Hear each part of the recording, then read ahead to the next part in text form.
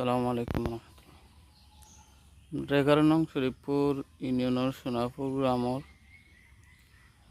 এই যে গ্রামের ভিতরে রাস্তার অবস্থা তো খুবই খারাপ।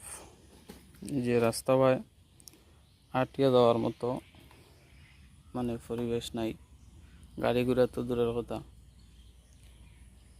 এই যে রাস্তাটা একবারে মেছা,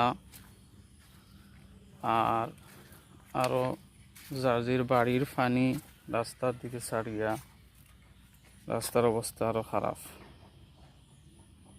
এই যে রাস্তার দিকে পানি ছাড়া,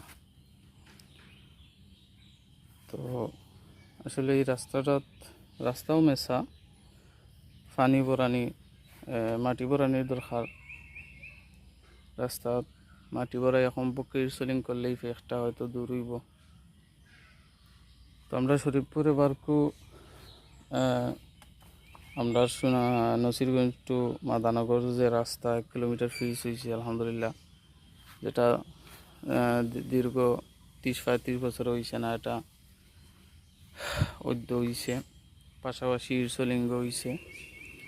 তো গ্রামের ভিতরের কিছু জায়গা আসলে রয়েছে, তো ওইগুলা একটু মেরামত করিলে আমরা গ্রামের মানুষের কষ্টটা একটু দূর হয়ে যাব। আর এই পানিগুলো আসলে বন্ধ করার দরকার লাগে। এদিকে পাইপ বা কালভার্ট দিয়া এগুলা একটু উঁচা করি আর সলিংটা করার খুবই দরকার।